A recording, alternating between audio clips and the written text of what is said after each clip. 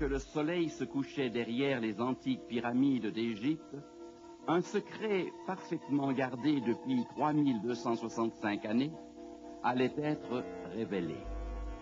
Le 26 novembre 1922, les 8 années passées par l'égyptologue Carter dans la vallée des rois, à la recherche d'un pharaon disparu, touchèrent à leur fin. Carter fit sauter le sceau du vénérable tombeau et les fabuleux trésors du jeune roi Toutankhamon se trouvèrent étalés, éblouissants de beauté. Voici comment Carter décrit ce qu'il vit par un trou de la porte. J'ai introduit une chandelle et j'ai cherché à voir ce qu'il y avait dans la pièce. D'abord, je voyais à peine, mais comme mes yeux s'accoutumaient à la lumière, certains détails se dégagèrent petit à petit de l'ombre. Des animaux étranges, des statues, de l'or. Partout le reflet scintillant de l'or. Pendant un moment, je restai muet de surprise. Et quand un collaborateur, n'y tenant plus, s'écria « Voyez-vous quelque chose ?» Je répondis « Oui, des choses merveilleuses. » Ce que Carter vit dans ce premier coup d'œil n'était que le contenu de l'antichambre. Celle-ci avait été visitée des siècles auparavant par des voleurs et abandonnée dans un grand désordre. Peu après, les égyptologues pénétrèrent dans d'autres chambres ouvertes pour la première fois depuis la mort de Toutankhamon. Précédemment, on ne pouvait se représenter les richesses, l'art et la gloire de ce passé révélé lors de cette prestigieuse découverte. Le tombeau du roi Toutankhamon regorgeait de trésors extraordinaires. Jusqu'alors, aucun autre sépulcre royal n'avait été trouvé intact en Égypte. Une statue grandeur nature du roi Toutankhamon se trouvait à l'entrée de la chambre mortuaire. La peau de résine noire symbolisait la couleur du retour à la vie. Tout dans le tombeau suggérait l'espoir que le roi décédé renaîtrait un jour à la vie et jouirait de l'étonnante richesse déposée dans le lieu funéraire. Le masque mortuaire, en or ciselé, révèle les traits réguliers du jeune roi qui régna à peine 9 ans et mourut dans des circonstances mystérieuses à l'âge de 18 ans, en l'an 1350 avant Jésus-Christ. Remarquez le vautour et le cobra sur le front, symbole de la haute et de la basse Égypte. La barbe sous le menton identifie le roi Toutankhamon avec Osiris, le dieu des morts. Les Égyptiens croyaient que lorsqu'un homme mourait, on devait lui faire traverser le Nil, où il serait accueilli par Osiris. Le roi Toutankhamon avait sa barque avec lui dans son tombeau, prête pour la traversée. Le trône du roi était en bois, couvert d'or, d'argent et de pierres précieuses. Les têtes de lion symbolisaient le matin et le soir. Les Égyptiens croyaient que le soleil se levait dans la gueule du lion, à l'est, et se couchait dans la gueule du lion, à l'ouest. Nous avons ici un aperçu de la vie privée du couple royal, tandis que la reine parfume son royal époux. Le corps du roi Toutankhamon reposait dans une série de 7 cercueils, s'emboîtant les uns dans les autres. Un en or massif pesait près de 150 kilos. Plus de 143 bijoux d'or recouvraient son corps. Des statuettes de dieux et de déesses, des bustes, des vases d'albâtre et de nombreux autres objets d'art avaient été déposés dans le tombeau. Plus de 5000 objets d'une valeur inestimable furent découverts. Il fallut à Carter plus de 9 ans pour inventorier ces trésors et en surveiller le transport au musée du Caire. Le roi Toutankhamon figure parmi les moindres pharaons, puisque n'ayant régné que 9 ans. La richesse et la gloire des pharaons précédents demeureront à jamais entourées de mystères. Des siècles avant le roi Toutankhamon, les pharaons construisirent des pyramides massives afin d'y préserver éternellement leur corps et leurs immenses richesses. Le roi Djéser se fit construire une pyramide à degrés il y a près de 5000 ans. C'est le plus ancien édifice de pierre existant encore de nos jours. Le sphinx sacré, avec la tête du roi Képhren, semble songer aux rois et trésors ensevelis dans les 3 grandes pyramides de Gizeh, érigées derrière lui, non loin du Caire. La grande pyramide couvre plus de 5 hectares. Elle s'élève à 150 mètres au-dessus du désert, de sable, et compte plus de 2 millions de pierres. Elle fut construite par des milliers d'ouvriers qui réalisèrent une tâche gigantesque avec des outils rudimentaires. Rien n'était de trop pour assurer la sécurité du mort. À l'intérieur de la pyramide, des passages secrets, des couloirs inachevés et de fausses portes faisaient partie du plan conçu pour conserver l'inviolabilité des tombeaux. Mais ils furent tous, les uns après les autres, profanés et pillés. Les pharaons régnants constatèrent que les tombes de leurs prédécesseurs avaient été pillées. Des voleurs spécialisés étaient parvenus à pénétrer dans les tombeaux aux endroits les plus secrets et astucieusement dissimulés. De nombreux trésors d'or et de pierres précieuses ont disparu. Bien longtemps après la construction de la première pyramide, Thoutmès Ier, au lieu d'édifier pour sa propre sépulture une nouvelle pyramide, tourna ses regards vers les collines désolées de Thèbes, de l'autre côté du Nil, à l'endroit connu aujourd'hui sous le nom de la vallée des rois. Ceci dans l'espoir que son tombeau n'y serait pas découvert. Les pharaons des nouvelles dynasties suivirent l'exemple de Thoutmès Ier en faisant construire des chambres funéraires creusées dans le roc au pied de la montagne dominant la célèbre vallée. Cependant, ces chambres furent à leur tour dépouillées de leurs richesses. Seuls des bas-reliefs et des panneaux peints demeurent dans les chambres et les couloirs. À l'exception des trésors du tombeau de Toutankhamon, les richesses des pharaons d'Égypte ont complètement disparu. Les œuvres d'art peintes directement sur les parois des tombeaux révèlent les croyances égyptiennes concernant la vie après la mort. La quantité d'objets et de trésors placés dans les chambres funéraires évoque la vie que devaient connaître les défunts. Domestiques, nourriture, mobilier et moyens de transport étaient préparés et supposés devoir faciliter le départ de cette terre vers une autre vie. 200 ans avant le règne de Toutankhamon, les Israélites étaient esclaves en Égypte. Ce fut probablement Thoutmès Ier qui s'inquiéta du pouvoir grandissant des Hébreux en dépit de leurs conditions d'esclaves. Il ordonna que chaque nouveau-né mâle des Hébreux soit jeté dans le Nil. À la promulgation de cet inique décret, une famille israélite décida de sauver un petit garçon. La mère réussit à cacher son fils pendant près de 3 mois. Craignant pour la vie de l'enfant, elle tissa une corbeille de jonc qu'elle rendit imperméable, y mit délicatement le bébé et la déposa parmi les roseaux, sur le bord du fleuve.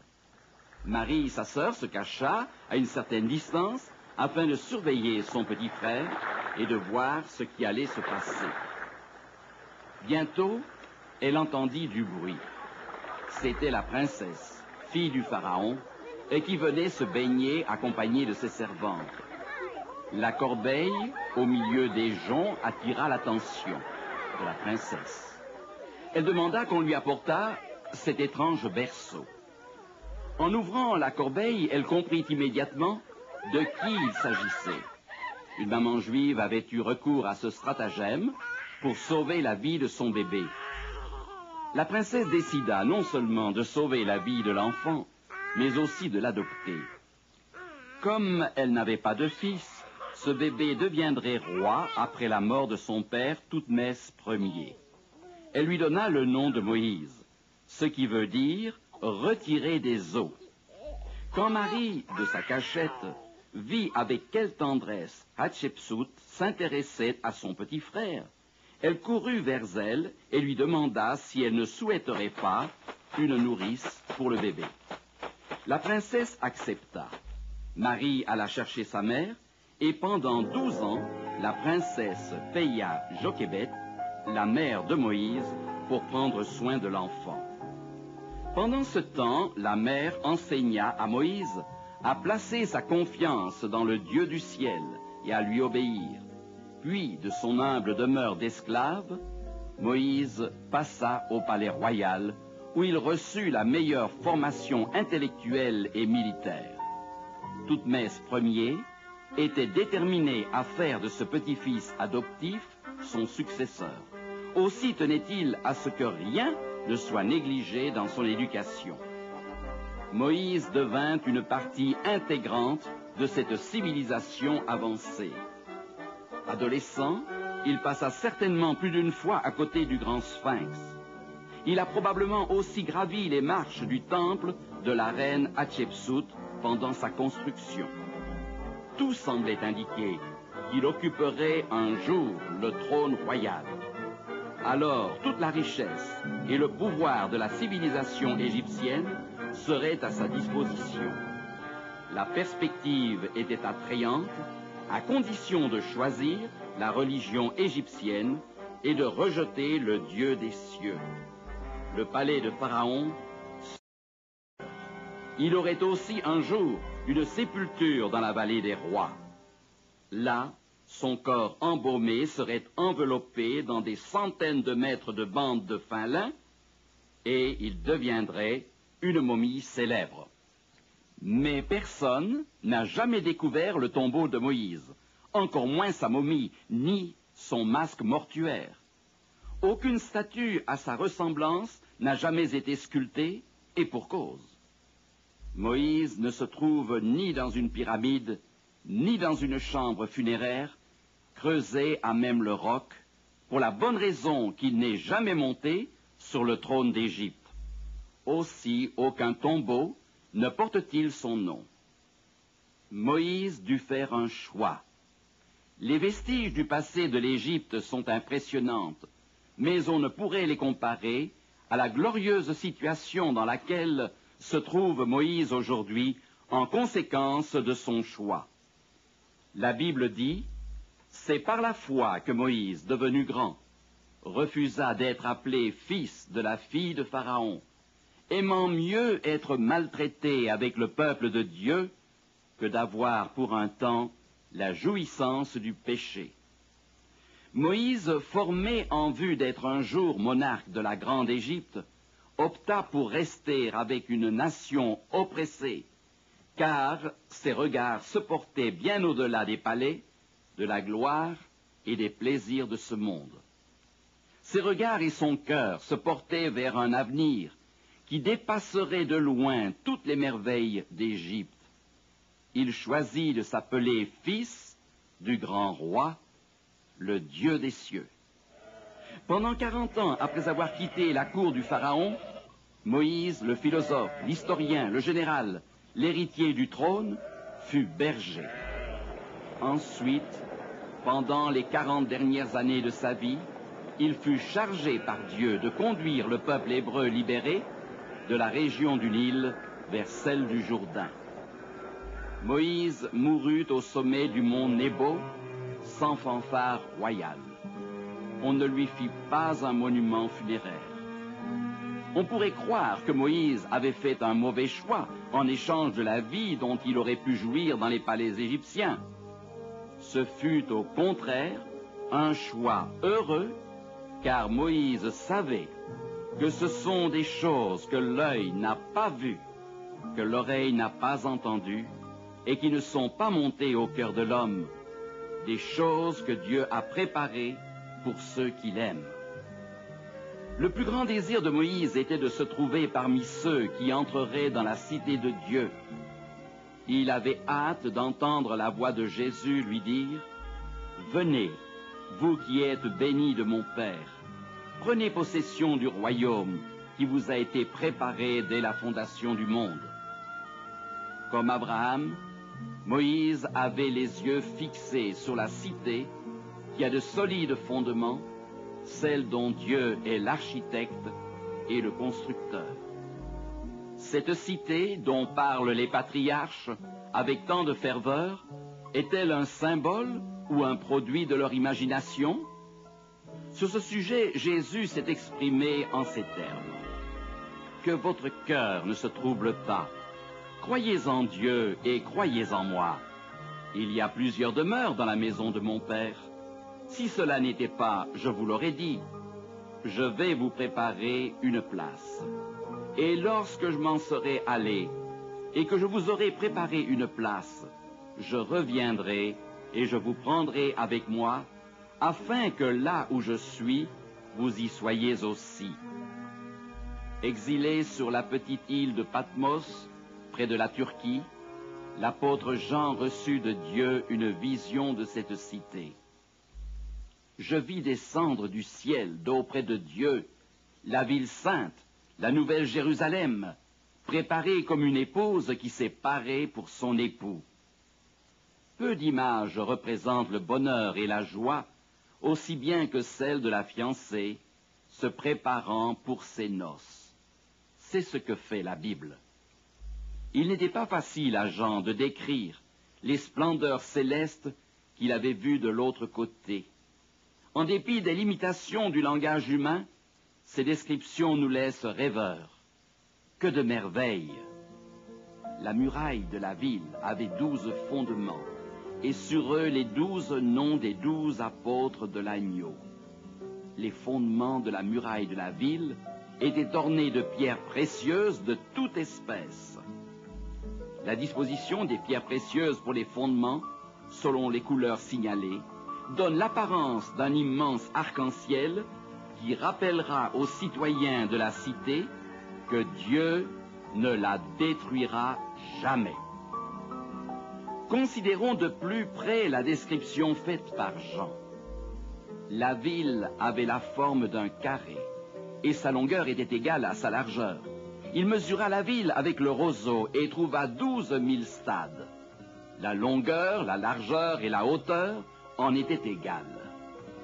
La ville est un carré dont le périmètre mesure quelques 2500 kilomètres. Soyons assurés qu'il y aura de la place pour tous ceux qui espèrent y vivre. Les 12 portes étaient 12 perles. La place de la ville était d'or pur, comme du verre transparent. Si une telle ville existait aujourd'hui sur notre planète, nous serions tous prêts à payer n'importe quel prix pour y habiter. Un jour, très bientôt, cette cité, la nouvelle Jérusalem, deviendra la capitale de la terre renouvelée. Elle viendra se poser sur notre planète. C'est ce que nous dit Jean. Il me montra la ville sainte, Jérusalem, qui descendait du ciel, sur une terre parfaite où le péché n'aura plus d'emprise, car le premier ciel et la première terre avaient disparu. Plusieurs s'étonneront d'apprendre que notre planète deviendra le nouveau paradis des élus. Jésus a bien dit, « Heureux les débonnaires, car ils hériteront la terre. » Il n'a pas dit qu'ils hériteront une place quelque part dans les nuées, ou qu'ils habiteront une autre planète ou dans le ciel. Il a bel et bien dit qu'ils hériteraient la terre. D'ailleurs, ces paroles s'harmonisent à merveille avec la promesse faite à Abraham que sa postérité hériterait la terre. Il est probable que vous ne souhaitiez pas vivre éternellement sur cette terre. Il y règne tant de violence, de corruption, de pollution, de maladie, de souffrance et la mort. Hériter d'une terre de ce genre ne serait certes pas un cadeau. Mais Dieu offre toujours le meilleur, la perfection. Et c'est une terre parfaite que nous hériterons. Ce sera une nouvelle terre. Pierre nous donne d'autres détails à ce sujet. Le jour du Seigneur viendra comme un voleur. En ce jour, les cieux passeront avec fracas, les éléments embrasés se dissoudront, et la terre, avec les œuvres qu'elle renferme, sera consumée. Mais nous attendons, selon sa promesse, de nouveaux cieux et de nouvelles terres, où la justice habitera. Le prophète Ésaïe trace également un tableau de cette nouvelle terre. Le désert et le pays aride se réjouiront. La solitude s'égaiera et fleurira comme un narcisse.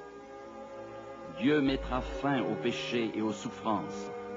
Imaginez une demeure où l'on ne parlera plus jamais de cancer, de crise cardiaque, d'arthritisme, de grippe, ni d'aucune maladie. Aucun habitant ne dira « je suis malade ».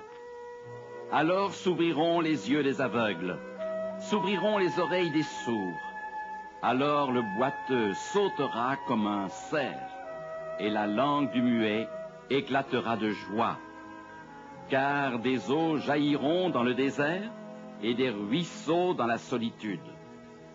Nous aurons tous des corps parfaits, et jouirons d'une jeunesse éternelle. Nous boirons de l'eau pure du fleuve d'eau de la vie, et nous mangerons de l'arbre de vie.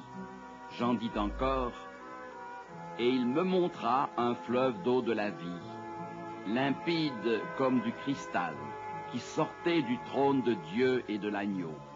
Au milieu de la place de la ville, et sur les deux bords du fleuve, il y avait un arbre de vie, produisant 12 fois des fruits, rendant son fruit chaque mois, et dont les feuilles servaient à la guérison des nations. Ésaïe rassure en ces termes: on n'entendra plus parler de violence dans ton pays, ni de ravages et de ruines dans ton territoire. Il n'y aura plus de violence. Ce sera un monde de paix, d'harmonie et d'amour. Il semble difficile à y croire. Pourtant, une chose est sûre, les promesses de Dieu ne font jamais défaut. Le lion, comme le bœuf, mangera de la paille, le loup habitera avec l'agneau, et la panthère se couchera avec le chevreau. Il ne se fera ni tort ni dommage sur toute ma montagne sainte, car la terre sera remplie de la connaissance de l'Éternel. Ni tort ni dommage. Adieu les sonnettes d'alarme, les serrures et les verrous aux portes et aux fenêtres. Mais la promesse la plus réjouissante se trouve dans Apocalypse 21, verset 4. Il essuiera toute larme de leurs yeux, et la mort ne sera plus. Et il n'y aura plus ni deuil, ni cri, ni douleur, car les premières choses auront disparu. Les habitants de la nouvelle terre n'auront plus à craindre la mort. Beaucoup d'entre nous ont perdu des êtres chers, enlevés à notre affection par la mort, le plus grand ennemi des hommes. Sur la nouvelle terre, toutes les causes de fatigue et la mort auront disparu. Alors que nous étudions l'histoire de notre planète en relation avec les autres mondes créés par Dieu, nous nous rendons compte que cette terre est la seule partie de l'univers qui, depuis des millénaires, souffre des conséquences du péché. On peut dire que notre terre est la brebis égarée de l'univers. Mais Dieu a promis qu'un jour, notre terre deviendra le centre de l'univers, la capitale du royaume de Dieu. Et j'entendis du trône une voix forte qui disait: voici le tabernacle de Dieu avec les hommes. Il habitera avec eux, et ils seront son peuple, et Dieu lui-même sera avec eux. Ses serviteurs verront sa face. Quelle joie de saisir la main de Dieu! Quel bonheur de revivre pour toujours! Quelle est heureuse la perspective de se réveiller au paradis! Disposer d'un foyer, loin de la violence, de la circulation dense, de la pollution, nous habiterons un pays où l'eau pure du fleuve de la vie limpide comme du cristal, coulera éternellement du trône de Dieu et de l'agneau. Que ferons-nous dans un endroit aussi paisible? Plus d'essence à acheter, de loyer à payer, de maladies, de crimes. Mais que feront les habitants de la Nouvelle Jérusalem? Elle sera une grande université où chacun développera ses talents. L'homme de science qui aura étudié l'atome et les neutrons, le médecin et le théologien qui auront tenté de percer les mystères de la vie, pourront en parler librement avec le Créateur. Tous les secrets de l'univers seront révélés. Ils bâtiront des maisons et les habiteront. Ils planteront des vignes et en mangeront le fruit. Ils ne bâtiront pas des maisons pour qu'un autre les habite. Ils ne planteront pas des vignes pour qu'un autre en mange le fruit. Car les jours de mon peuple seront comme les jours des arbres, et mes élus jouiront de l'œuvre de leurs mains. La Bible dit encore, « Comme les nouveaux cieux et la nouvelle terre que je vais créer subsisteront devant moi, dit l'Éternel, ainsi subsisteront votre postérité et votre nom. À chaque nouvelle lune et à chaque sabbat, toute chair viendra se prosterner devant moi, dit l'Éternel. » Dieu nous assure qu'il y aura des heures d'adoration et de communion avec notre Roi et Rédempteur. Nous nous rassemblerons tous devant le trône de Dieu et présenterons notre hommage au Dieu créateur.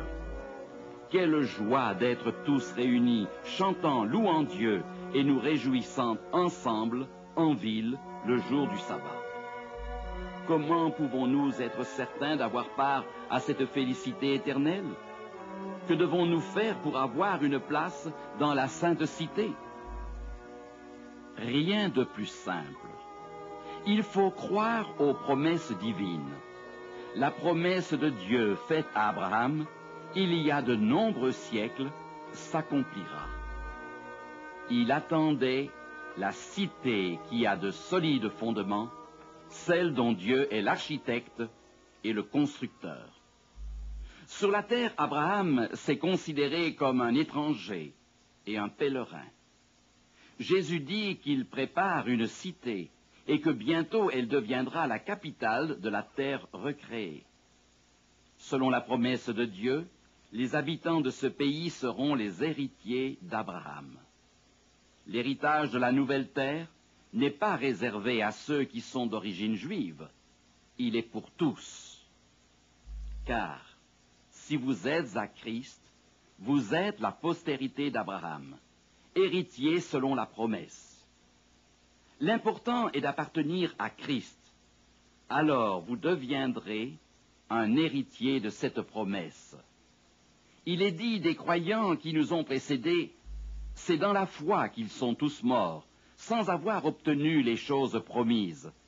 Mais ils les ont vus et salués de loin, reconnaissant qu'ils étaient étrangers et voyageurs sur la terre. Nous aussi sommes des étrangers et des voyageurs sur cette terre. Nous aussi aurons accès à ce bel avenir que Dieu nous offre. Une seule condition, accepter le don de Dieu en la personne de Jésus, son Fils. L'offre est gratuite. C'est une question de foi. Jésus frappe à la porte de votre cœur. Lui seul est le chemin qui vous conduira aux portes des demeures éternelles.